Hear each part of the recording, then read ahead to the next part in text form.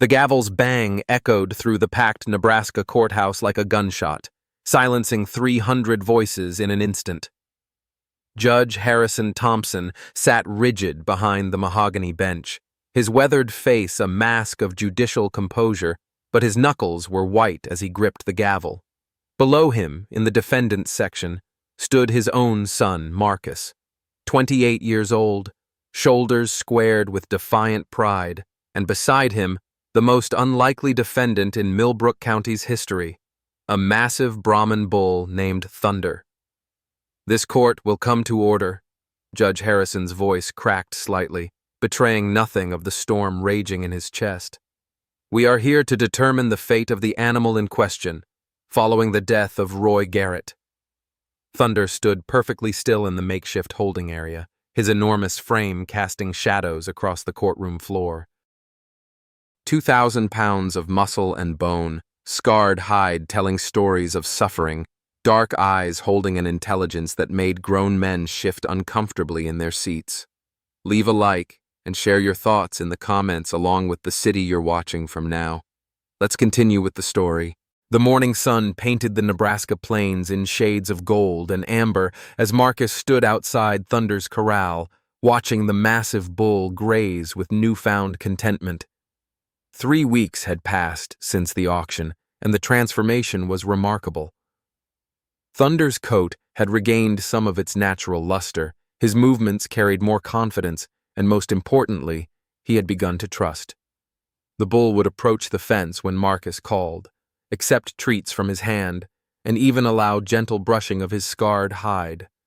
But the peace was shattered when a black sedan pulled up the dirt road, its polished surface incongruous against the rustic ranch setting. Marcus recognized the car immediately. It belonged to his father, Judge Harrison Thompson. The judge stepped out wearing his typical uniform of expensive suit and political smile, but his eyes held a coldness that Marcus remembered from childhood. "Son," Judge Harrison said, his voice carrying the practiced authority of the courtroom, "we need to talk." Thunder's reaction was immediate and telling. The bull's ears flattened against his head, his massive body tensed, and he retreated to the far corner of the corral. It was the same fear response Marcus had witnessed with Dr. Mitchell, but more intense, more primal.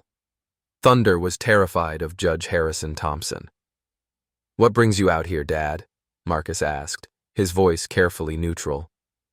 "Haven't seen you since the foreclosure." "I'm concerned about you," the judge replied, but his eyes were fixed on Thunder.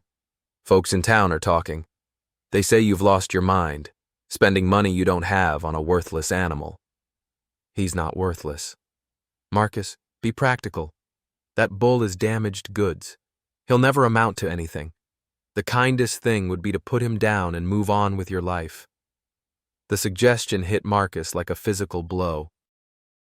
He looked at Thunder, who was watching the conversation with intelligent eyes that seemed to understand every word. "He's not damaged. He's healing." Judge Harrison's expression hardened. "Some things can't be healed, son. Some things are broken beyond repair. That bull is a reminder of failure, of weakness. The Thompson name has stood for strength and success for 3 generations. We don't keep pets that embarrass us." "Like you didn't keep a son who embarrassed you?" The words hung in the air between them, sharp and unforgiving. Judge Harrison's face flushed with anger, but before he could respond, Thunder moved. The bull approached the fence, positioning himself between Marcus and the judge, his massive presence a silent declaration of protection. "That animal is dangerous," Judge Harrison said, his voice tight with something that might have been fear. "I won't have you harboring a threat to public safety." The confrontation with his father left Marcus shaken, but it also strengthened his resolve. That evening, as he sat in the barn with Thunder, he made a decision that would change everything. "I'm going to find out what really happened to you, big guy," he whispered, stroking the bull's massive neck. "And I'm going to make sure nobody ever hurts you again." Thunder's response was a gentle nuzzle, but his eyes held a sadness that seemed to carry the weight of untold stories. Marcus had learned to read the bull's expressions, and what he saw now was a mixture of gratitude and warning, as if Thunder knew that seeking the truth would come at a terrible price. The next morning brought an unexpected visitor. Carter Williams arrived in a beat-up pickup truck, his weathered face carrying the kind of damage that came from years of hard living and harder choices. He was a man in his 50s, with calloused hands and eyes that had seen too much, but there was something in his demeanor that suggested he might be an ally. "You're Marcus Thompson," Carter said, climbing out of his truck. "I heard you bought Thunder at the auction." "That's right," Marcus replied, immediately defensive. "Who's asking?" "Someone who knows what that bull's been through," Carter said quietly. "Someone who's been carrying guilt about it for longer than I care to admit." Carter's story unfolded slowly, each revelation more disturbing than the last. He had worked for Roy Garrett's operation for 3 years, training cattle for what Garrett euphemistically called private exhibitions. The reality was far darker. Underground fighting rings where wealthy men bet enormous sums on battles between specially conditioned bulls. Thunder wasn't just any fighter, Carter explained, his voice heavy with regret. He was bred from champion bloodlines, trained from birth to be a warrior. But he had a fatal flaw. He was too gentle, too protective. Every time they put him in the ring, he'd try to shield the weaker animals instead of fighting them. Marcus felt sick as the pieces began to fall into place. So they punished him for showing mercy. Garrett tried everything: starvation, electrical prods, psychological conditioning. But Thunder wouldn't break the way they wanted. He'd fight when he had to, but he'd never kill. Finally, Garrett gave up and decided to make an example of him. The worst revelation was yet to come. Carter's voice dropped to a whisper as he described Thunder's final night at the facility. They brought in Thunder's mother, a beautiful Brahmin cow named Belle. She'd been retired from breeding, living peacefully on a small ranch in Colorado. Garrett bought her specifically to break Thunder's spirit. Marcus's blood ran cold. What did they do? They forced Thunder to watch as they killed her.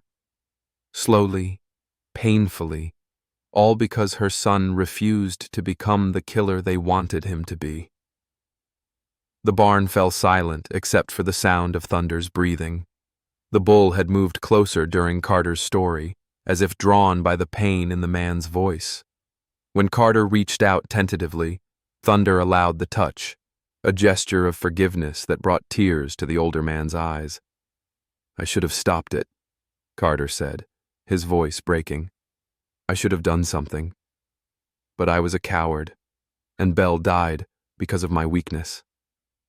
Marcus felt a rage building in his chest that threatened to consume him. "Why are you telling me this now?" "Because Garrett's not done with Thunder. He's been tracking the bull since the auction, waiting for the right moment to reclaim what he considers his property. And he's got connections, powerful people who profit from his operation and want to keep their secrets buried." The implications hit Marcus like a physical blow. "My father, he knew Thunder at the auction. He was afraid." Carter nodded grimly. "Judge Harrison Thompson has been providing legal protection for Garrett's operation for years. Your father's signature is on documents that classify the fighting rings as private agricultural exhibitions, making them technically legal. In return, Garrett contributes heavily to the judge's political campaigns." The betrayal cut deeper than Marcus had imagined possible. His own father, the man who had raised him to believe in justice and integrity, was complicit in the horror that had been inflicted on Thunder and countless other animals. "There's more," Carter continued. "Your mother found out about the operation. She was going to expose everything. The fighting rings, the political corruption, the cover-ups. That's why she died." Marcus felt the world tilt around him. "The car accident." "Wasn't an accident. Garrett couldn't afford to have Margaret Thompson destroy his empire. Your father tried to stop her, tried to convince her to keep quiet, but she wouldn't listen. So Garrett arranged for her to be silenced permanently, The truth hit Marcus like a sledgehammer. His mother hadn't died in a random accident. She'd been murdered for trying to protect animals like Thunder. The grief and rage he'd carried for 15 years crystallized into something harder and more dangerous than Diamond. Thunder seemed to sense the change in Marcus's emotional state. The bull moved closer, his massive head coming to rest against Marcus's shoulder in a gesture of comfort and solidarity. In that moment, Marcus understood that Thunder hadn't just lost his mother. He'd witnessed her murder, just as Marcus had lost his mother to the same evil. "What do you want from me?" Marcus asked Carter. "Help me bring them down. I've been gathering evidence for years, but I need Thunder's testimony, his scars, his behavior, his story. Together, we can expose the whole operation and get justice for Belle, for your mother, and for all the animals who've suffered." Marcus looked into Thunder's eyes and saw his own determination reflected there. The bull had chosen to trust him, to heal under his care, to believe in the possibility of justice. Now it was Marcus's turn to choose. He could remain silent and safe, or he could risk everything to honor his mother's memory and protect the magnificent animal who had become his closest friend. "What's the plan?" Marcus asked. Carter smiled for the first time since arriving. "We're going to give them a fight they'll never forget. But first, we need to make sure Thunder is ready, because when this is over, he's going to be the most famous bull in America." Outside the barn, a black sedan sat on the ridge overlooking the ranch. Through high-powered binoculars, Roy Garrett watched the meeting with growing concern. The pieces were falling into place, and if he didn't act soon, his entire empire would crumble. He picked up his phone and dialed a familiar number. "Judge Thompson? We have a problem." The turning point came 3 days after Carter's revelation, when Marcus discovered something that changed everything he thought he knew about Thunder's past. He was cleaning out the old barn on his property, a structure that had been locked since his mother's death, when he found a hidden compartment behind a loose board. Inside was a collection of documents, photographs, and recordings that his mother had gathered during her investigation of Garrett's operation. The photographs were the most damning evidence. Image after image showed the brutal reality of the underground fighting rings, bulls forced to battle in makeshift arenas, while wealthy spectators placed bets on which animal would survive. But one photograph stopped Marcus cold. It showed a magnificent Brahman cow standing protectively over a young calf, both animals bearing the distinctive markings of championship bloodlines. Written on the back in his mother's careful handwriting were the words, "Belle and her son Champion, proof of breeding program." Champion, the same name his grandfather had mentioned when talking about the bull from his youth. Marcus's hands trembled as he realized the truth. Thunder wasn't just any bull. He was the direct descendant of the Thompson family's lost legacy, the grandson of the animal his great-grandfather had been forced to sell during the Great Depression. The recordings were even more shocking. His mother's voice, clear and determined, documented months of investigation into Garrett's network. She had traced the money, identified the participants, and gathered enough evidence to bring down the entire operation.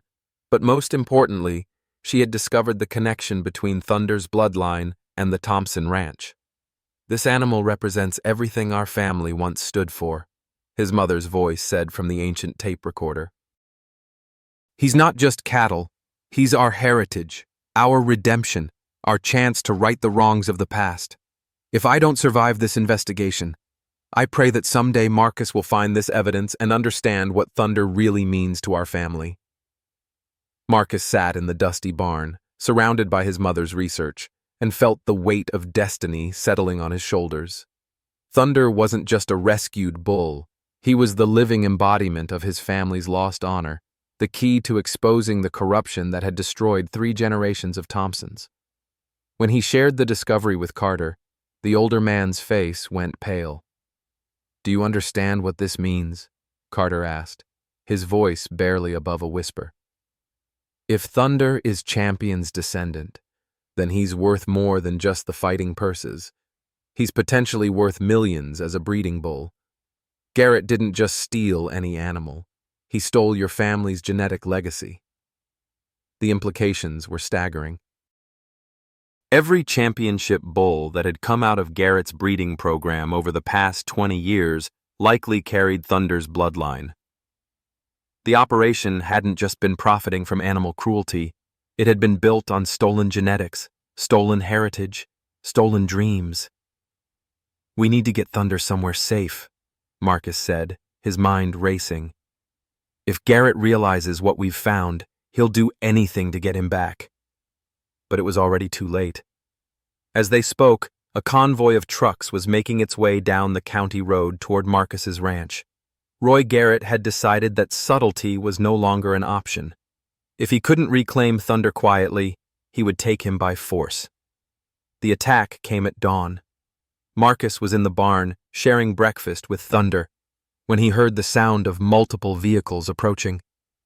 Through the window, he saw 3 pickup trucks filled with armed men, their faces grim with purpose.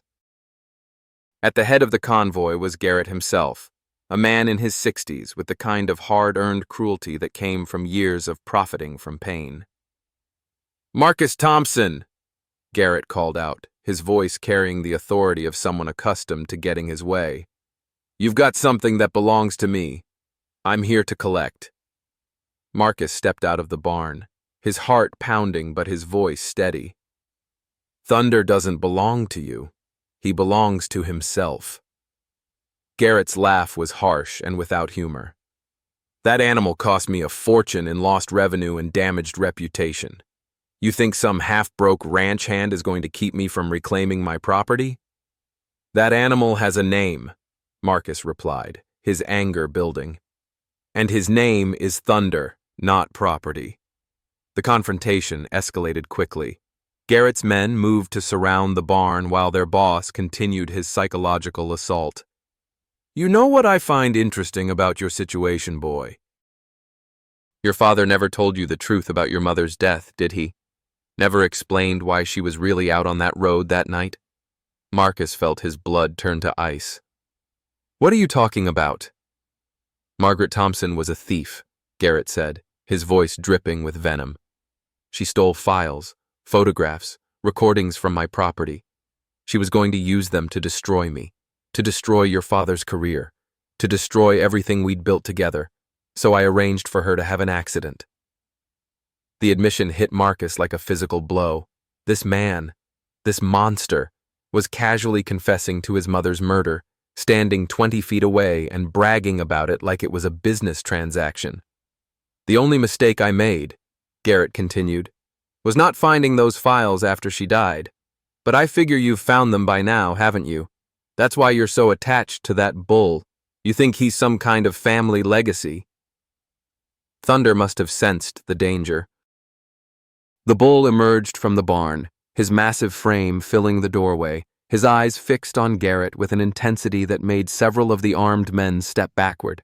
There was no fear in Thunder's posture now, only the controlled power of a creature who had endured too much and would endure no more. "Well, well," Garrett said, his voice taking on a different tone. "Look who's decided to join the party. Hello, champion. Did you miss me?" Thunder's response was a low rumble that seemed to come from the earth itself. The bull's ears were pinned back, his muscles coiled, and Marcus realized with crystal clarity that Thunder recognized his tormentor. This wasn't just fear. It was the cold, patient rage of a creature who had been waiting years for this moment. "You see," Garrett explained to Marcus, his eyes never leaving Thunder, "this animal and I have a history. He cost me more money than you'll make in a lifetime. But more than that, he embarrassed me. Made me look weak in front of my clients. That's not something I forgive easily." The standoff stretched taut as a violin string. Marcus stood between Thunder and Garrett's men, his mind racing through options that all seemed to lead to disaster. Behind him, he could hear Thunder's breathing, steady and controlled, like a warrior preparing for battle. It was then that Carter Williams arrived, his pickup truck sliding to a stop in a cloud of dust. But he wasn't alone. Behind him came 2 more vehicles, one carrying Dr. Sarah Mitchell, the other filled with men Marcus didn't recognize but who carried themselves with the authority of law enforcement.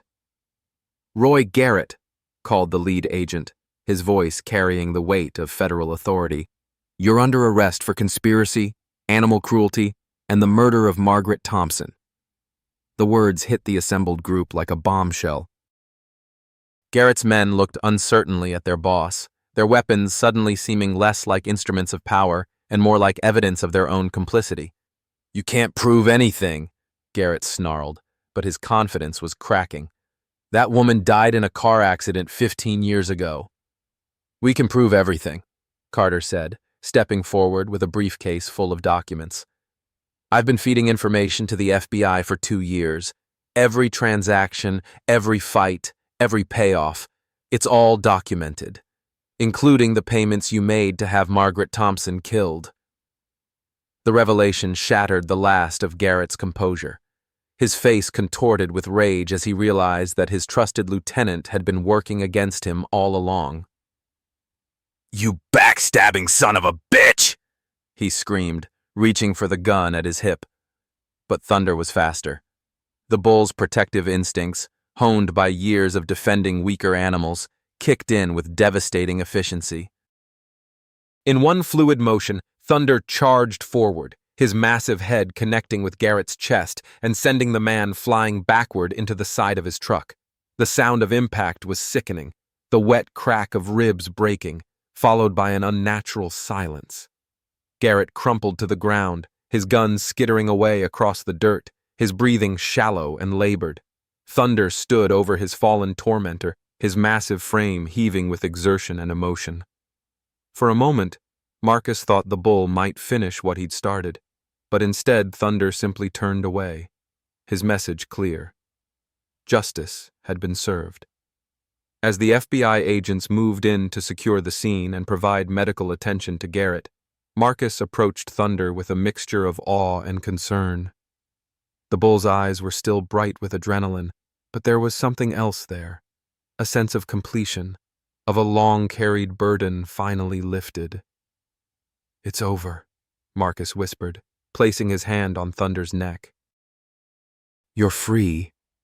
Thunder's response was a gentle nuzzle, but his eyes held a knowledge that chilled Marcus to the bone. This wasn't the end of their story. It was only the beginning. The truth about his mother's death, about Thunder's heritage, about the corruption that had destroyed his family, was finally coming to light. But with truth came consequences, and Marcus was about to discover that some victories carried a price higher than anyone could imagine. The aftermath of Roy Garrett's arrest sent shockwaves through the Nebraska legal and political establishment. Within hours of the confrontation at Marcus's ranch, FBI agents had raided 3 facilities in Colorado, uncovering evidence of the underground fighting rings that had operated for decades. The scale of the operation was staggering: millions of dollars in illegal betting, dozens of animals tortured and killed for entertainment, and a network of corruption that reached into the highest levels of state government. But the most devastating revelation was yet to come. Among the documents seized from Garrett's files was a detailed accounting of every payoff, every favor, every corrupt deal that had kept the operation running. Judge Harrison Thompson's name appeared on page after page, his signature authorizing legal protections that had allowed the animal cruelty to continue unchecked. Marcus stood in his kitchen, staring at the morning newspaper that bore his father's photograph on the front page. The headline read, "Respected Judge Implicated in Animal Fighting Scandal." Below it was a smaller story about Thunder, now being hailed as a hero bull whose courage had helped expose decades of corruption. The phone had been ringing all morning, reporters wanting interviews, activists praising Thunder's rescue, and neighbors expressing shock at the revelations. But Marcus ignored them all, his attention focused on the one call he was dreading, the one from his father. It came at exactly 9 o'clock.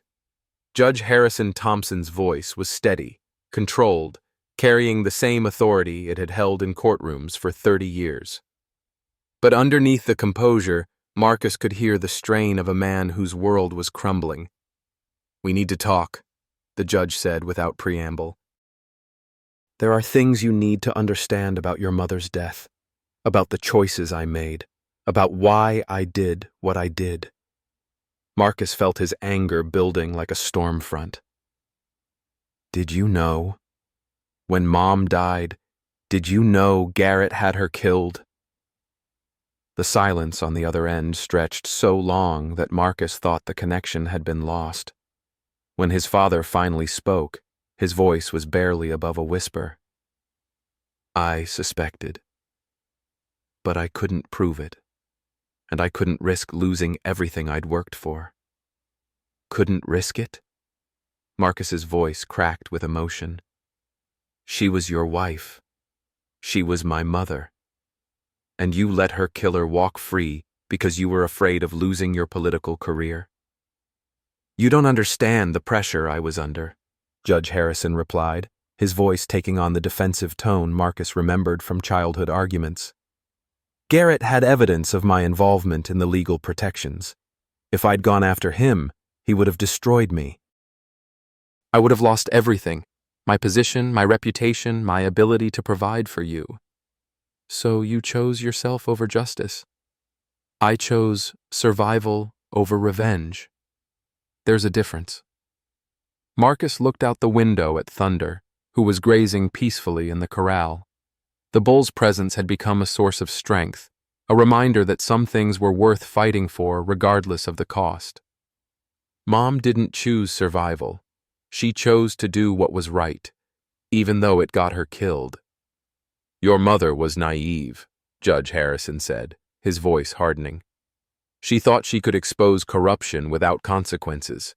She thought truth and justice mattered more than power and politics. That idealism got her killed."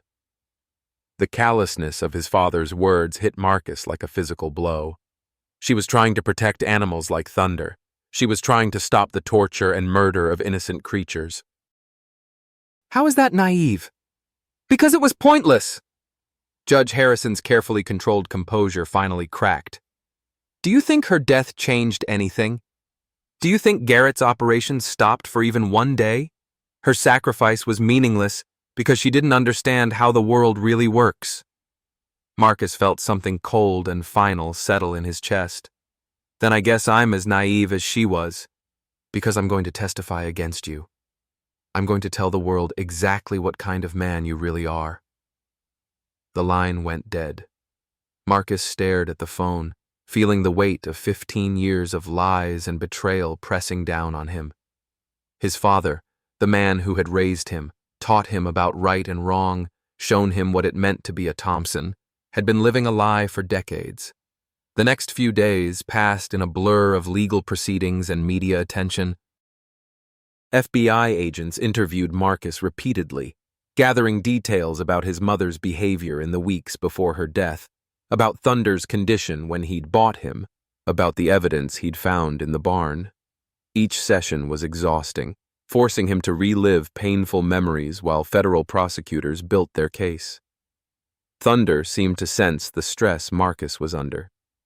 The bull had become increasingly protective, positioning himself between Marcus and strangers, watching visitors with the careful attention of a bodyguard. When reporters tried to photograph Thunder, he would turn away, as if he understood the intrusion and refused to participate. It was Dr. Sarah Mitchell who provided the most damning evidence.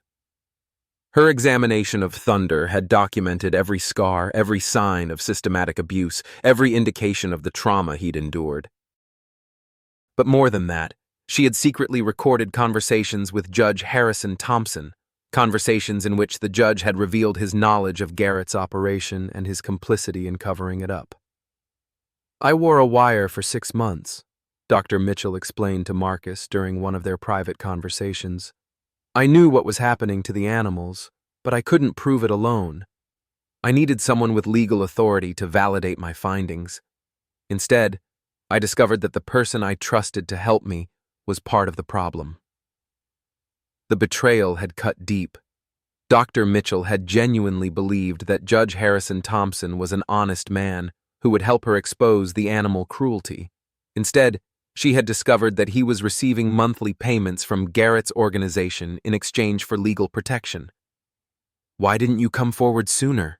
Marcus asked. "Because I was afraid," she admitted. Garrett's people made it clear that whistleblowers didn't live long. "I saw what happened to your mother, and I knew I couldn't survive that kind of retaliation. So I waited, gathered evidence, and prayed that someone stronger than me would eventually step forward." The someone had been Carter Williams, who had spent 2 years building a case against Garrett while pretending to remain loyal to the operation. His testimony revealed the full scope of the corruption. Judges bought, politicians blackmailed, law enforcement officers paid to look the other way. "The fighting rings were just the beginning," Carter explained to Marcus. "Garrett was breeding animals specifically for violence, then selling them to clients who wanted private exhibitions. Some of the buyers were foreign nationals who couldn't be prosecuted under American law. Others were wealthy Americans who got their thrills from watching animals tear each other apart." The most disturbing revelation was the scope of the breeding program. Thunder's bloodline had been used to create dozens of fighting bulls, each one carrying the genetic legacy of the Thompson family's lost heritage. Garrett had built his fortune on stolen genetics, profiting from the very animals that should have been living peacefully on Nebraska ranches. "Thunder isn't just a victim," Carter continued. "He's the key to everything. His bloodline is worth millions, and his offspring could restore the Thompson Ranch to its former glory. But more than that, he's living proof of what these animals can become when they're treated with respect instead of cruelty." As the legal proceedings continued, Marcus found himself at the center of a media storm. Animal rights activists hailed him as a hero, while supporters of Judge Harrison Thompson painted him as an ungrateful son who was destroying his father's legacy. The stress was overwhelming, and Marcus often found himself seeking refuge in the barn with Thunder, finding peace in the bull's steady presence. It was during one of these quiet moments that Marcus made a discovery that changed everything. He was brushing Thunder's coat, working carefully around the scars that told the story of the bull's suffering, when he noticed something he'd missed before. Hidden beneath the thick hair on Thunder's shoulder was a small brand, not the crude marks of ownership that Garrett had burned into his hide, but something more subtle and meaningful. The brand was a simple design, a thunderbolt enclosed in a circle, with the letters TCR below it. Marcus's heart stopped as he recognized the symbol. It was the original brand of the Thompson Cattle Ranch, the mark his great-grandfather had used to identify his prize breeding stock. "Carter!" Marcus called, his voice trembling with excitement. "You need to see this." Carter's reaction was immediate and emotional. "Dear God," he whispered, tracing the faded brand with his finger. "This proves it. Thunder isn't just descended from Champion, he is Champion. The original bull, the one your great-grandfather sold during the Depression." The revelation was staggering. Thunder wasn't a descendant of the Thompson family's lost legacy. He was the legacy itself, somehow surviving decades of abuse and neglect to find his way back to the ranch where he belonged. The bull that Marcus had rescued from the auction wasn't just any animal. He was the living embodiment of his family's history, the ghost of their former glory made flesh. "But that's impossible," Marcus said, his mind struggling to process the implications. "Champion would be over 90 years old. Bulls don't live that long." Carter's face was grave as he considered the mystery. "I don't have an explanation for it, but I know what I'm looking at." This is the original Thompson brand, and it's been on this bull for a very long time. Either we're dealing with something that defies natural law, or there's a part of this story that we still don't understand. The discovery added a new dimension to the legal proceedings. If Thunder was indeed Champion, then his ownership wasn't just a matter of purchase. It was a matter of heritage, of birthright, of family legacy that had been stolen and finally returned. The Thompson family's claim to the bull went beyond legal documentation to something deeper and more fundamental. Judge Harrison Thompson's reaction to the news was swift and desperate. Within hours of the brand's discovery, he had filed legal papers claiming ownership of Thunder based on the original registration documents from the 1930s. The move was calculated to force Marcus into a position where he would have to choose between keeping Thunder and testifying against his father. "He's trying to use Thunder as leverage," Carter explained. "If you testify against him, he'll claim that you're an unreliable witness who's lying to steal his property. If you don't testify, he might be able to avoid the worst of the charges." The manipulation was breathtaking in its cruelty. Judge Harrison Thompson was willing to destroy his own son's happiness to save his political career. The man who had raised Marcus to believe in justice and integrity was now using emotional blackmail to escape the consequences of his crimes. Marcus stood in the barn, his hand resting on Thunder's neck, feeling the steady rhythm of the bull's heartbeat. The animal had become more than a pet, more than a symbol. He had become family, the only family that Marcus could trust completely. "What do you think, big guy?" Marcus asked softly. "Do we fight, or do we run?" Thunder's response was immediate and unambiguous. The bull turned his massive head toward Marcus, his dark eyes filled with a determination that needed no translation. They had found each other across decades of separation and suffering. They had survived betrayal, cruelty, and loss. They would not be separated now. Marcus made his decision. He would testify against his father, regardless of the consequences. He would tell the truth about the corruption, the cover-ups, and the murder of his mother, and he would fight for Thunder's freedom with every resource at his disposal. The battle for Thunder's soul was about to reach its climax, and Marcus Thompson was ready to risk everything for the magnificent bull who had taught him what it meant to be truly brave. In the distance, storm clouds gathered on the horizon, promising the kind of weather that his great-grandfather had always said brought change. Marcus looked at those clouds and smiled. Change was coming whether they were ready or not, and he intended to meet it with Thunder by his side. The truth would set them free, or it would destroy them both. But they would face whatever came together, as they had from the beginning, a man and a bull united by bonds stronger than blood, deeper than law, and more enduring than time itself. The courtroom was packed to capacity on the morning Marcus was scheduled to testify against his father. Every seat was filled with reporters, activists, ranchers, and townspeople who had watched the Thompson family drama unfold with morbid fascination. The case had become a national sensation, with Thunder serving as an unlikely symbol of justice and redemption.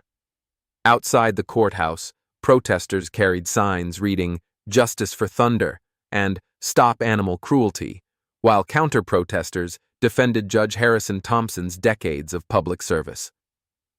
Marcus sat in the witness waiting room, his hands trembling as he reviewed his testimony one final time.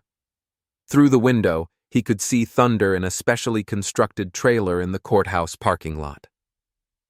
The bull had been brought as evidence, his scars and behavior serving as living proof of the cruelty he'd endured.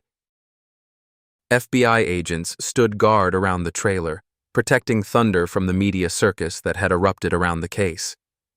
"You ready for this?" Carter Williams asked, settling into the chair beside Marcus.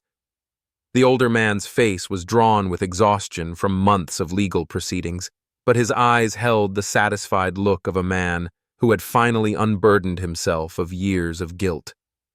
"As ready as I'll ever be," Marcus replied, his voice steadier than he felt.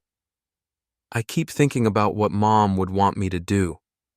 She died trying to expose this corruption. I can't let her sacrifice be meaningless." "Your mother would be proud," Carter said quietly. "She always believed that truth would triumph over power, that justice would prevail over politics. Today, we get to prove she was right." The bailiff called Marcus's name, and he walked into the courtroom on unsteady legs. The first person he saw was his father, sitting at the defense table in his expensive suit, his face a mask of controlled composure. Judge Harrison Thompson looked every inch the respected jurist he had been for 30 years, but Marcus could see the desperation in his eyes, the look of a man who knew his world was crumbling. The prosecuting attorney, a sharp-eyed woman named Rebecca Martinez, guided Marcus through his testimony with professional efficiency. She established his relationship to the defendant, his discovery of Thunder at the auction, and his subsequent investigation into the bull's past. Each question was designed to build a case that would be impossible to refute. "Mr. Thompson," Martinez said, her voice carrying clearly through the packed courtroom, "can you tell the court what you discovered when you examined your mother's research files?" Marcus took a deep breath, feeling the weight of 15 years of lies and secrets pressing down on him. "I found evidence that my mother had been investigating an underground animal fighting ring operated by Roy Garrett. She had documented the financial connections between Garrett's operation and my father's political campaigns. She had proof that Judge Harrison Thompson was providing legal protection for the fighting rings in exchange for substantial payments." A murmur ran through the courtroom. Judge Harrison Thompson's face remained impassive, but Marcus could see his hands clenched tightly in his lap. "What else did you find?" Martinez continued. "I found recordings of my mother expressing concern for her safety. She believed that powerful people were trying to silence her investigation. In one recording, she specifically mentioned receiving threats about what would happen if she continued digging into the connection between the fighting rings and the courthouse." Martinez introduced the recordings as evidence, and Margaret Thompson's voice filled the courtroom with the clarity of prophecy. "I know this is dangerous," her recorded voice said, "but I can't stand by and watch innocent animals suffer while corrupt officials profit from their pain. If something happens to me, I pray that someday Marcus will find this evidence and finish what I started." The emotional impact was devastating. Several jurors wiped away tears, and Marcus saw his father's composed facade crack slightly. For a moment, Judge Harrison Thompson looked like what he really was, a man who had lost his moral compass so completely that he had allowed his wife's killer to walk free. "Mr. Thompson," Martinez said, her voice gentle but insistent, "do you believe your mother was murdered because of her investigation?" The defense attorney objected, but the judge, a replacement brought in from another district, overruled him. Marcus looked directly at his father as he answered, "Yes, I believe Roy Garrett had my mother killed to protect his operation and the officials who were enabling it. I believe my father knew this and chose to cover it up rather than seek justice for his murdered wife." The courtroom erupted in chaos. Spectators shouted questions, reporters scrambled for their phones, and Judge Harrison Thompson's attorney demanded a recess. But Marcus wasn't finished. He had carried the weight of his mother's death for 15 years, and he wasn't going to let his father's crimes remain hidden any longer. "I believe," Marcus continued, his voice rising above the din, "that Thunder represents everything my mother was trying to protect. He's living proof of the cruelty that powerful men were willing to inflict on innocent creatures for profit. His scars tell the story of systematic abuse that was protected by corrupt officials who cared more about money than justice." Martinez introduced Thunder's medical records, photographs of his scars, and expert testimony about the trauma he'd endured. Dr. Sarah Mitchell took the stand to describe the bull's condition when she first examined him, her professional composure cracking as she detailed the evidence of systematic torture. "This animal," Dr. Mitchell testified, "shows signs of prolonged psychological conditioning designed to create aggressive behavior. The scars on his hide are consistent with electrical torture, deprivation conditioning, and deliberate infliction of pain. In my professional opinion, Thunder survived treatment that would have killed most animals, and his recovery is nothing short of miraculous." The defense attorney, a high-priced lawyer from Denver named Richard Caldwell, attempted to discredit the testimony by questioning the chain of evidence and suggesting that Marcus's emotional attachment to Thunder had clouded his judgment, but his efforts were undermined by the mountain of documentation that Carter Williams had provided to the FBI. Carter took the stand next, his testimony painting a picture of corruption that reached into the highest levels of state government. He described in detail the payments made to Judge Harrison Thompson, the legal documents that protected Garrett's operation, and the systematic cover-up that had allowed the animal cruelty to continue for decades. Judge Thompson wasn't just a passive participant, Carter testified. He was an active collaborator who used his position to shield criminal activity from prosecution. When Margaret Thompson threatened to expose the operation, he was the one who told Garrett that she had to be stopped. The most damning evidence was a recording that Carter had made of a conversation between Judge Harrison Thompson and Roy Garrett just days before Margaret Thompson's death. In the recording, the judge's voice was clearly audible, warning Garrett that his wife was becoming a problem and that something had to be done about her. "I tried to talk sense into Margaret," Judge Harrison's recorded voice said, "but she won't listen. She's going to destroy everything we've built. You need to handle this, Roy. Make it look like an accident." The courtroom fell silent as the recording played. When it ended, several jurors were staring at Judge Harrison Thompson with expressions of disgust and disbelief. The man who had spent 30 years dispensing justice from the bench had been revealed as a calculating criminal who had arranged his own wife's murder. Marcus felt no satisfaction in his father's public humiliation. Instead, he felt a profound sadness for the family that had been destroyed by greed and corruption. His mother had died trying to protect innocent animals, and his father had chosen to protect the men who killed her. The prosecution's case was overwhelming, but the defense had one final strategy. Caldwell called Judge Harrison Thompson to the stand, hoping that the defendant's reputation and years of public service would create reasonable doubt in the minds of the jurors. Judge Harrison Thompson took the stand with the same dignity he had shown throughout his career, but his testimony was a masterclass in deflection and denial. He admitted to receiving campaign contributions from Garrett's associates, but claimed he had no knowledge of the animal fighting rings. He acknowledged that his wife had been investigating agricultural irregularities, but denied that he had seen her research or understood the significance of her findings. "I loved my wife," Judge Harrison testified, his voice breaking slightly.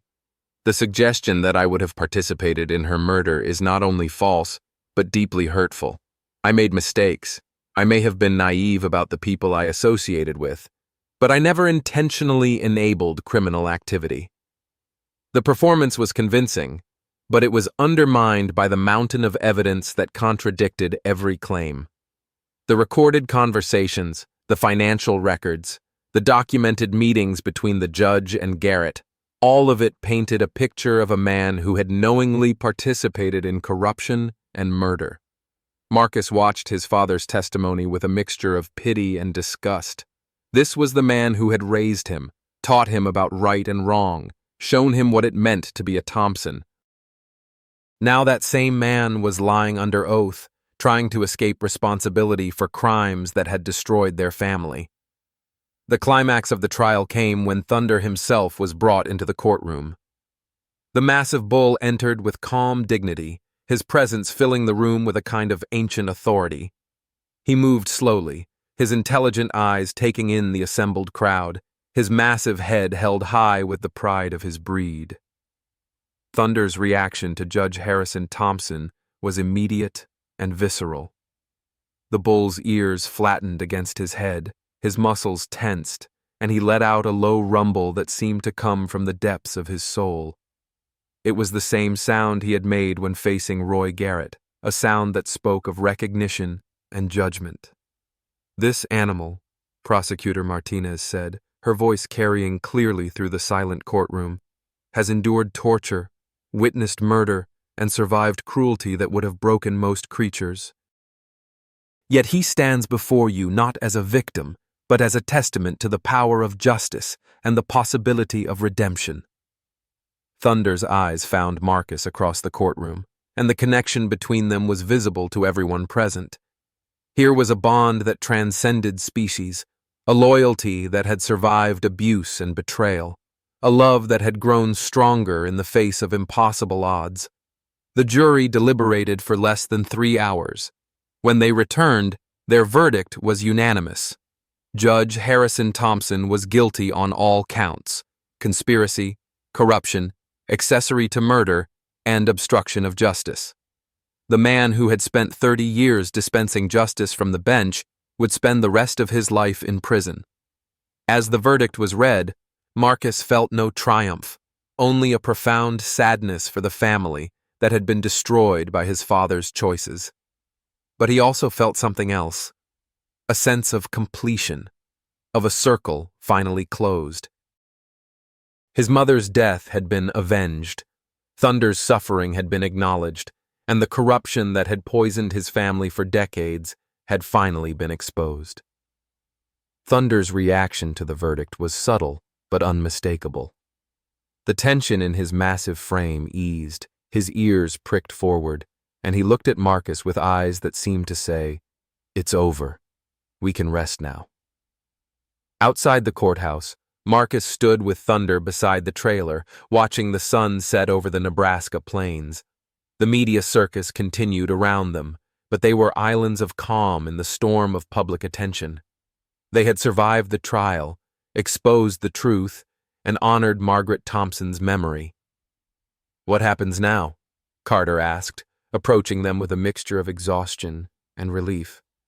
Marcus looked at Thunder, whose massive head was resting peacefully against his shoulder. "Now we go home," he said simply. "We rebuild what was broken. We create something better than what came before." The battle for Thunder's soul was over, but their story was just beginning. They had proven that justice could triumph over corruption, that truth could overcome lies, and that the bonds between species could be stronger than the greed that sought to destroy them. As they prepared to leave the courthouse, Marcus felt his mother's presence like a warm breeze on his face. She had died trying to protect innocent animals, and her sacrifice had finally been vindicated. Thunder was free, the corruption was exposed, and the Thompson family legacy could begin to heal. The nightmare was over. The real story was just beginning. The tragedy struck 3 months after the trial, on a gray November morning when the Nebraska wind carried the scent of coming winter.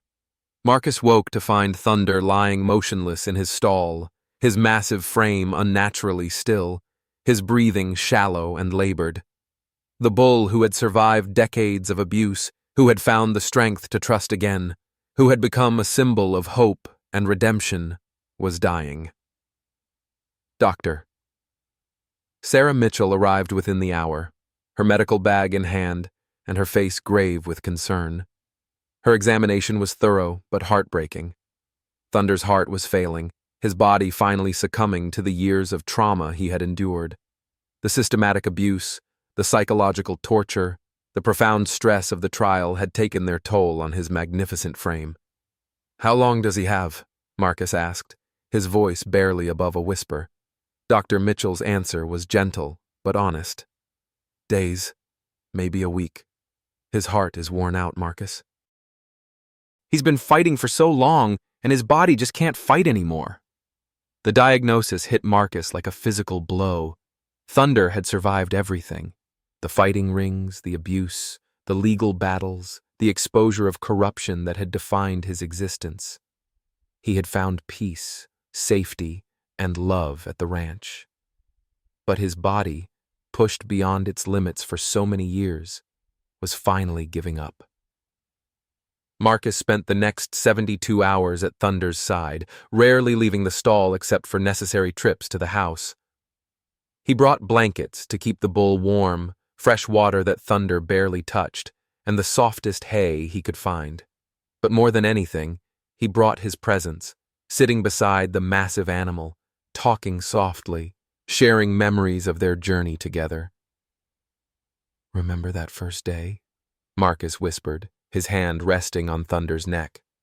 "You were so broken, so afraid. I thought you'd given up completely. But you found the strength to trust me, to let me help you heal. You taught me what courage really means." Thunder's response was weak, but unmistakable. The bull turned his massive head slightly, his dark eyes focusing on Marcus with the same intelligence and love that had defined their relationship from the beginning. Even in his weakened state, Thunder was trying to comfort the man who had saved him. The news of Thunder's condition spread quickly through the community and beyond. The bull had become famous during the trial, his story touching hearts across the country. People who had never met him felt a personal connection to his struggle, seeing in his journey a reflection of their own battles against injustice and cruelty. Elena Rodriguez, the woman Thunder had saved from the car accident, drove 3 hours from her home in Colorado to say goodbye. She knelt beside the bull's stall, tears streaming down her face as she whispered words of gratitude to the animal who had risked his life to save hers. "He's a hero," she said to Marcus, her voice choked with emotion. "He saved my life, and in doing so, he saved my family's future. My daughter will grow up knowing that there are still noble souls in this world because of what Thunder did." Carter Williams arrived the next day, his weathered face showing the strain of watching his redemption story turn tragic. He had spent 2 years building the case against Roy Garrett and Judge Harrison Thompson, hoping to give Thunder the peaceful life he deserved. Now he was watching that same bull slip away, his body broken by the very abuse they had fought to expose. "This ain't fair," Carter said, his voice rough with emotion. "He survived everything they threw at him. He should have had years of peace, years of happiness. He deserved better than this." Marcus nodded, understanding the older man's pain. "Maybe he did get what he deserved," he said quietly. "Maybe he got love, respect, and justice. Maybe that's enough." The most unexpected visitor was Pastor William Hayes, the elderly minister who had officiated at Margaret Thompson's funeral 15 years earlier. He arrived carrying a worn Bible and a lifetime of experience in comforting the grieving. His presence brought a sense of peace to the barn that had been missing since Thunder's collapse. "I've been thinking about your mother," Pastor Hayes said, settling onto a hay bale beside Marcus. "She believed that every creature had a purpose, that God didn't create anything without a reason. Looking at Thunder, I think she was right. His purpose wasn't just to survive, it was to expose the evil that good people had been ignoring." The pastor's words offered a perspective that Marcus hadn't considered. Thunder's suffering hadn't been meaningless. It had been the key to unraveling a network of corruption that had poisoned the community for decades. His scars told a story that needed to be heard, his courage had inspired others to speak out, and his love had shown that trust was possible even after the most profound betrayal. As Thunder's condition worsened, Marcus found himself thinking about the mysterious brand they had discovered on the bull's shoulder. The TCR mark that connected Thunder to his family's lost legacy remained unexplained, a puzzle that added depth to an already extraordinary story. Whether Thunder was the original champion or his descendant, he had returned to the Thompson Ranch at exactly the moment when his presence was needed most. "You came back to us," Marcus whispered to Thunder during one of their quiet moments together. "Somehow, some way, you found your way back to where you belonged. You finished what Mom started, and you brought justice to our family." Thunder's response was a gentle exhalation that seemed to carry the weight of understanding.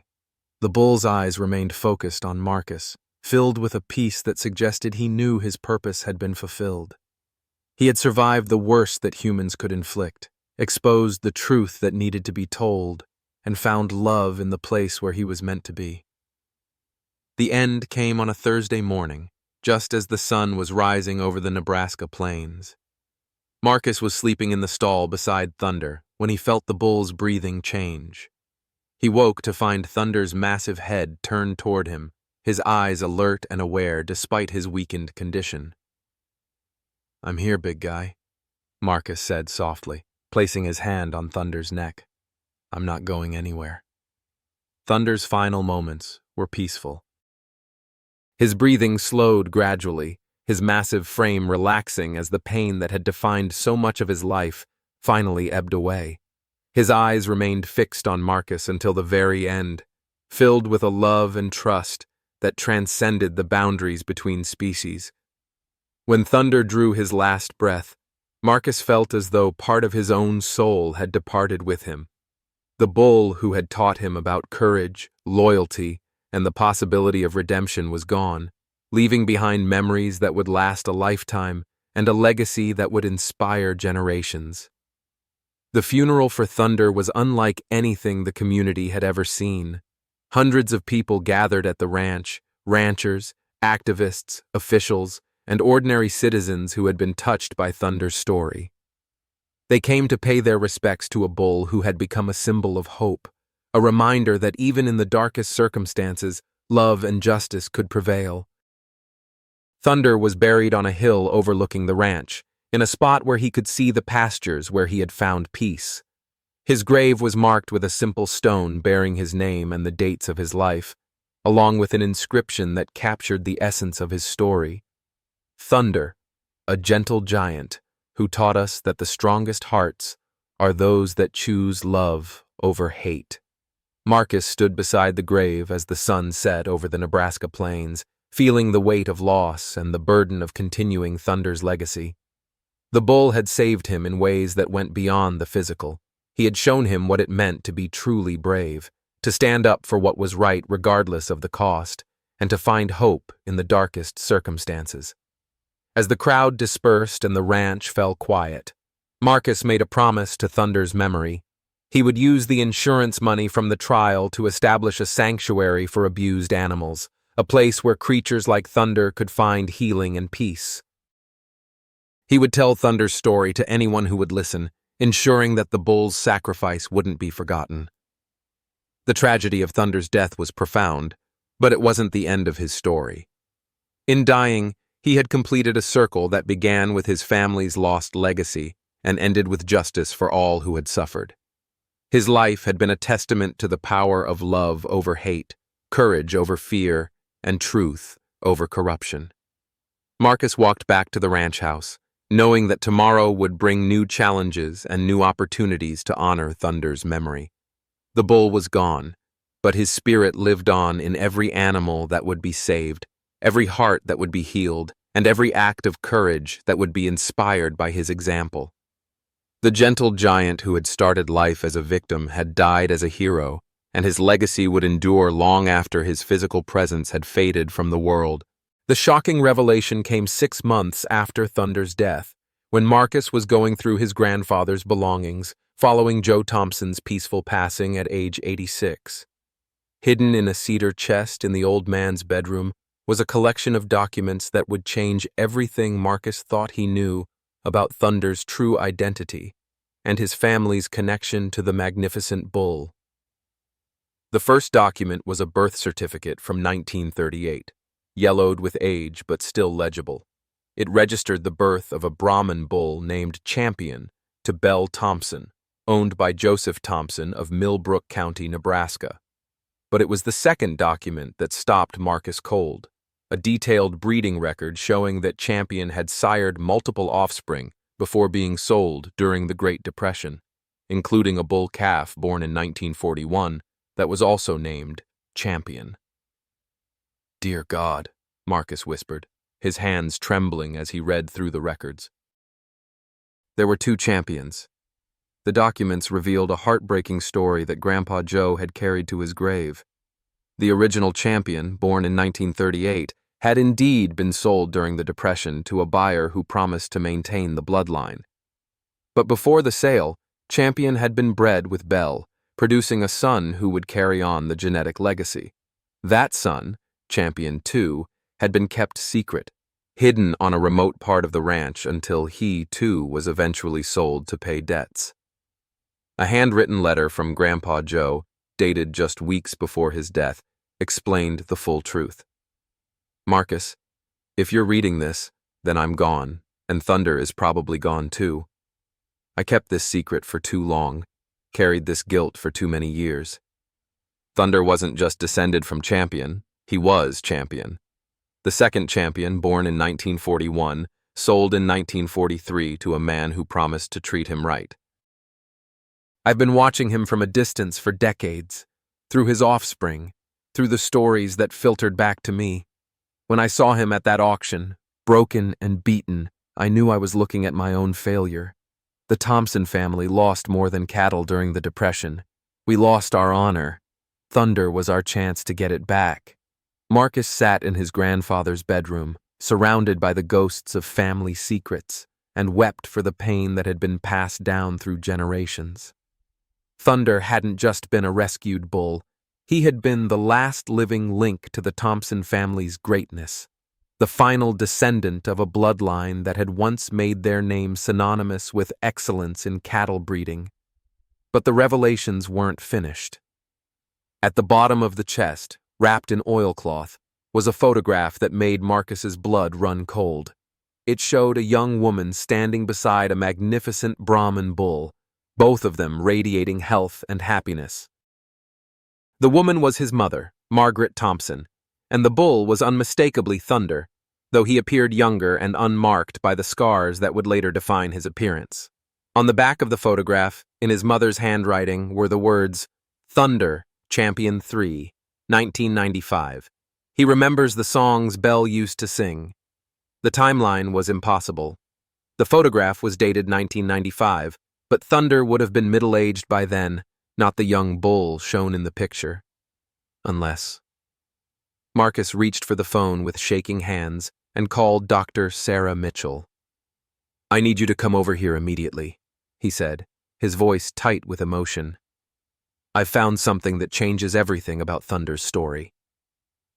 Dr. Mitchell arrived within the hour, her face grave with concern. When Marcus showed her the documents and the photograph, her reaction was immediate and profound. "This is impossible," she said, studying the breeding records. "The timeline doesn't make sense." Thunder couldn't have been born in 1941 and still been alive in 1995. "Unless there were more champions than we knew about," Marcus replied. "Unless the bloodline continued in ways that nobody documented." Dr. Mitchell's examination of the records was thorough and professional. She cross-referenced the breeding information with her own medical files on Thunder, comparing genetic markers and physical characteristics.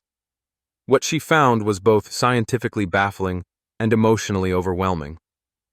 "According to these records," she said slowly, "Thunder was the fourth in a direct line of bulls named Champion, each one bred to carry the exact genetic characteristics of the original.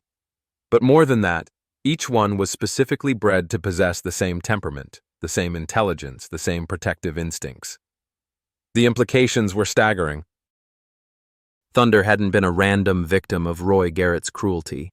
He had been specifically targeted because of his bloodline, his genetic value, and his connection to the Thompson family. The fighting rings hadn't just been about entertainment. They had been about destroying something pure and noble, about corrupting bloodlines that represented the best of American cattle breeding. "Your mother knew," Dr. Mitchell continued, her voice heavy with realization. "She knew Thunder's true identity, and she was trying to protect him. That's why she was killed. Not just to cover up the fighting rings, but to prevent her from exposing the theft of your family's genetic legacy." Marcus felt the weight of revelation crushing down on him. His mother had died trying to protect Thunder, knowing that the bull represented everything their family had lost and everything they could regain. She had been murdered not just for threatening Roy Garrett's operation, but for trying to reclaim the Thompson family's stolen heritage. The truth about Thunder's death took on new meaning in light of these discoveries. The bull hadn't just succumbed to the effects of abuse, he had died carrying the genetic legacy of 4 generations of Thompson cattle. His death represented the end of a bloodline that had been deliberately targeted and systematically destroyed by men who profited from corruption and cruelty. But the story wasn't over. Among Grandpa Joe's papers was a breeding certificate showing that Thunder had sired offspring during his time at Garrett's facility. 3 calves had been born before Thunder's rescue, their whereabouts unknown, their fate uncertain. If they were still alive, they would carry the Thompson bloodline forward, ensuring that Thunder's sacrifice wouldn't be the end of the family's genetic legacy. Marcus spent the next 2 weeks tracking down leads, following paper trails, and making phone calls to ranchers across 3 states. The search led him to a small ranch in Wyoming, where a woman named Sarah Beth Crawford had purchased 3 young bulls from a livestock dealer who claimed they were special stock from a private breeding program. When Marcus arrived at the Crawford Ranch, his heart nearly stopped. In the pasture behind the farmhouse grazed 3 magnificent Brahman bulls, their distinctive gray coats and noble bearing marking them unmistakably as Thunder's offspring. They were younger versions of their father, carrying the same intelligent eyes, the same protective instincts, and the same genetic markers that had made the Thompson bloodline legendary. "I've been wondering about their background," Sarah Beth said, watching Marcus's emotional reaction to the bulls. "They're different from any cattle I've ever worked with. Smarter, more responsive, almost like they understand things that other animals don't."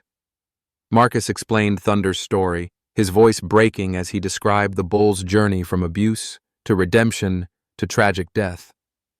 Sarah Beth listened with growing amazement, her eyes moving between Marcus and the 3 bulls who were now approaching the fence with curious interest. "I can't accept payment for them," she said finally. "If these bulls are your family's legacy, then they belong with you. But I have one condition. I want to be part of whatever you're planning to do with them. Thunder's story needs to be told, and his bloodline needs to be preserved."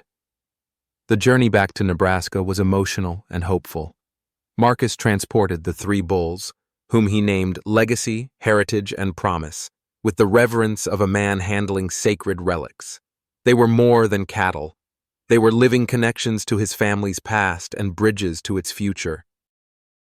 Thunder's legacy was secured, but more than that, it was expanding. The 3 bulls would become the foundation of a new breeding program, one dedicated to preserving the genetic characteristics that had made the Thompson cattle legendary. But this time, the program would be built on principles of compassion, respect, and humane treatment, everything that Thunder had represented in his final years. The revelation of Thunder's true identity added new dimensions to his story. He hadn't been just a victim of circumstance. He had been a targeted casualty in a war against everything good and noble in American agriculture. His survival, his rescue, and his ultimate triumph over his tormentors took on mythic proportions when viewed through the lens of his genetic legacy. Marcus established the Thunder Memorial Ranch on the site of his family's original property, using the insurance settlement from the trial to build facilities that would serve as both a sanctuary for abused animals and a breeding center for the Thompson bloodline. The ranch would be a living memorial to Thunder's courage, a testament to the power of love over hate, and a promise that the genetic legacy stolen from his family would never be lost again. The truth about Thunder's identity had been hidden for decades, buried under layers of shame, guilt, and secrecy. But in revealing that truth, Marcus had uncovered something more valuable than money or recognition. He had found his family's soul, embodied in the magnificent bulls who carried Thunder's genes and his indomitable spirit. The reversal of fortune was complete. What had begun as a tragedy had become a triumph. What had seemed like an ending had become a beginning. And what had appeared to be the death of a legacy had become its resurrection. Thunder's story would live on through his offspring. His memory would be honored through the ranch that bore his name, and his sacrifice would inspire generations of people who believed that love could conquer hate and truth could triumph over corruption. The gentle giant who had started life as a victim had died as a hero, but his true victory lay in the future, in the bulls who would carry his bloodline forward, in the animals who would find sanctuary at his memorial ranch, and in the people who would be inspired by his example to stand up for what was right, regardless of the cost. 5 years after Thunder's death, the Nebraska plains buzzed with activity as hundreds of visitors gathered at the Thunder Memorial Ranch for the annual celebration that had become known as Thunder Day.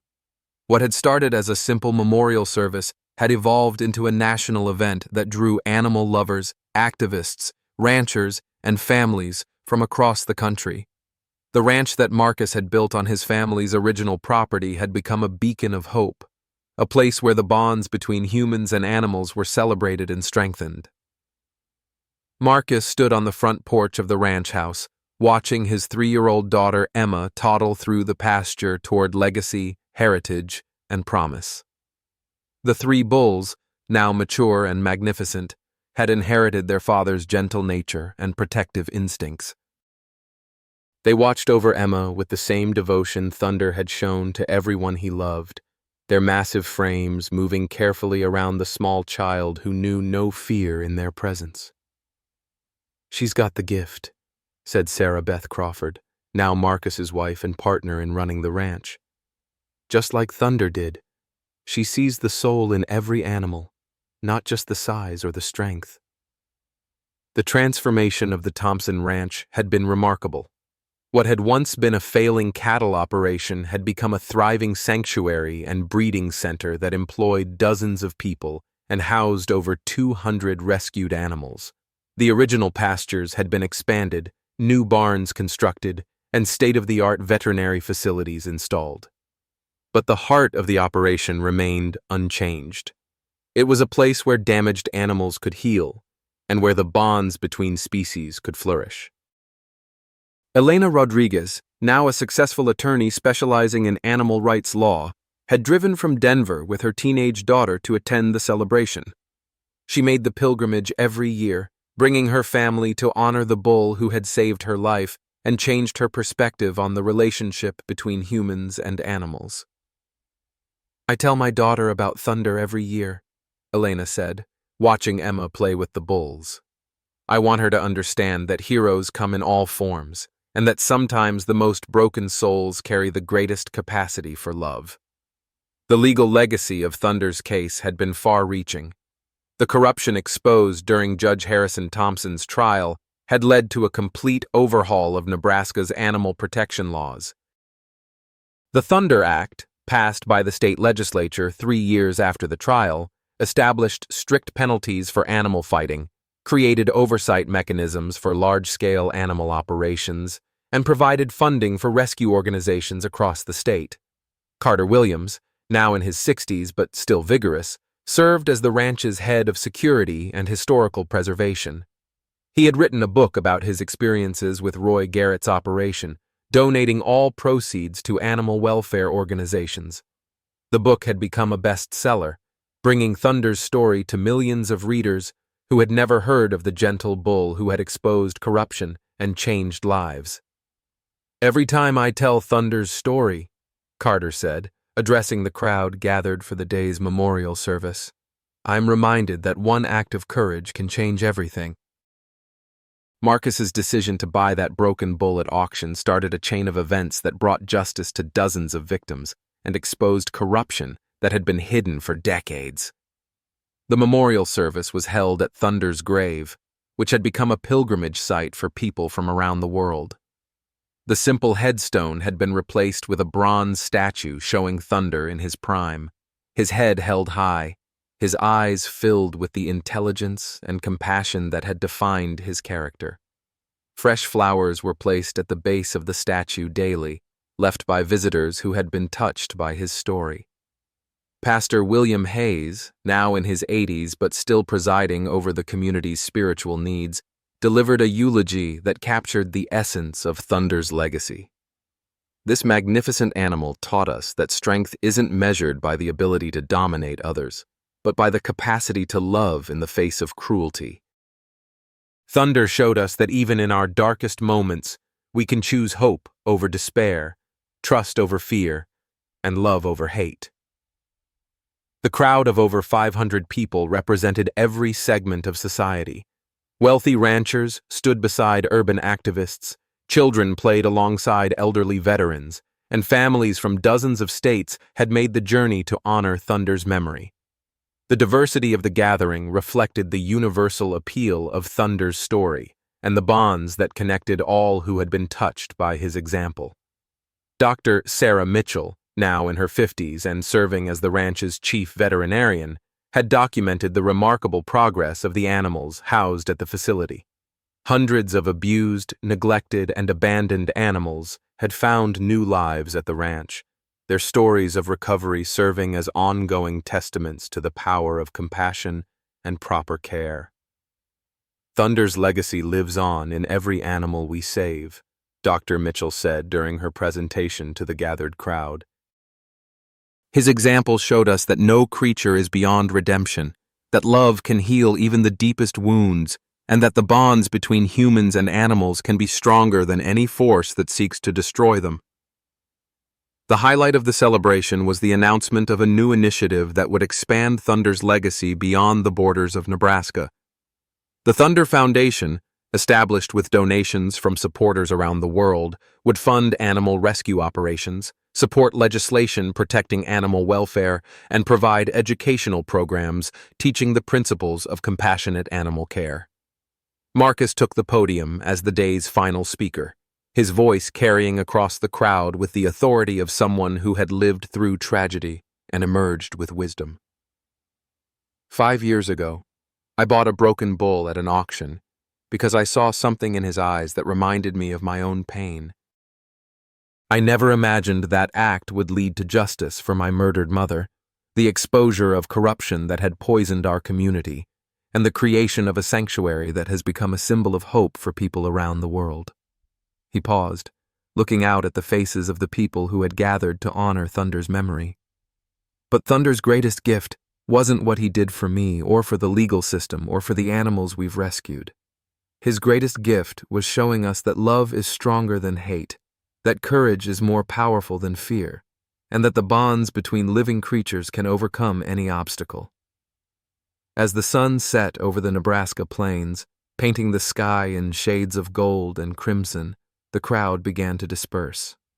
But many lingered, reluctant to leave the peaceful sanctuary that had become a sacred space for anyone who believed in the power of love to transform lives.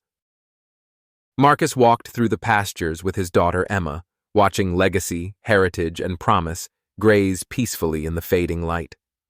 The 3 bulls had grown into magnificent animals, their bloodline carrying forward the genetic legacy that had been stolen from his family and miraculously restored.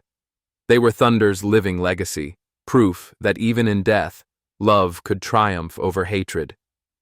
"Tell me about Thunder again, Daddy," Emma said, her small hand clutching his as they walked toward the house. Marcus looked down at his daughter, seeing in her eyes the same innocence and trust that Thunder had protected throughout his life. "Thunder was a gentle giant," he said softly. "He taught us that the strongest hearts are those that choose love over hate, forgiveness over revenge, and hope over despair." The Thunder Memorial Ranch had become more than a sanctuary.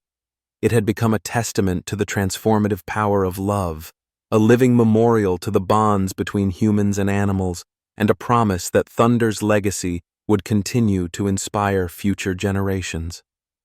The broken bull from the auction had become a symbol of hope, redemption, and the unbreakable connections that bind all living creatures together.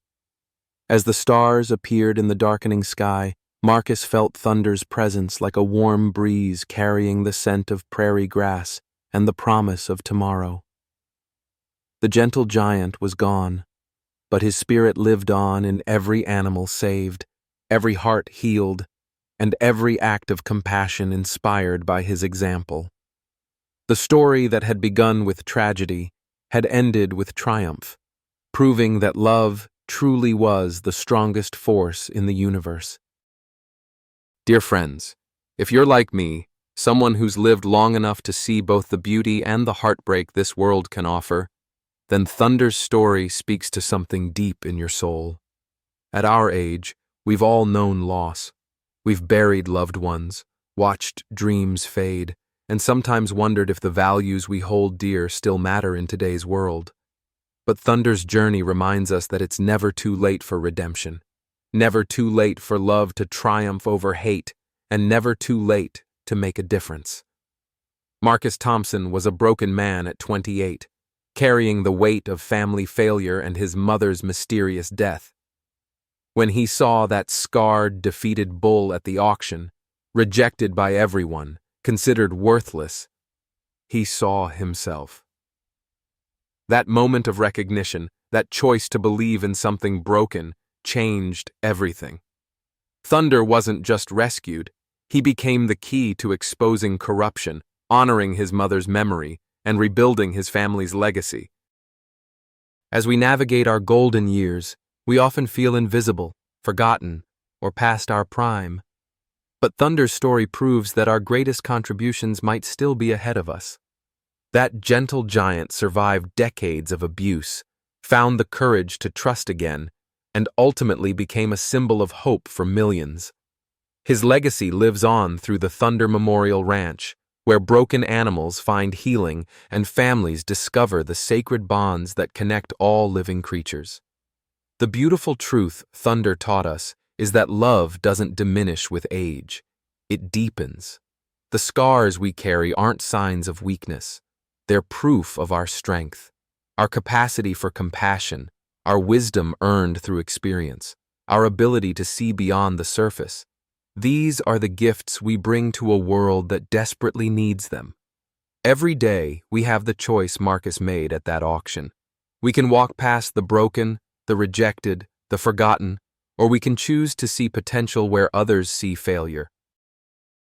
We can choose to believe in second chances, third chances, and the miraculous power of unconditional love. Thunder's story reminds us that our later years aren't about winding down. They're about using everything we've learned to make a difference. Whether it's mentoring a struggling young person, volunteering at an animal shelter, or simply showing kindness to someone who needs it, we have the power to create ripples of hope that extend far beyond our own lives. Share your thoughts. What Thunder moment in your life changed everything for you? Have you ever rescued something or someone others had given up on? Your story might be exactly what someone else needs to hear today.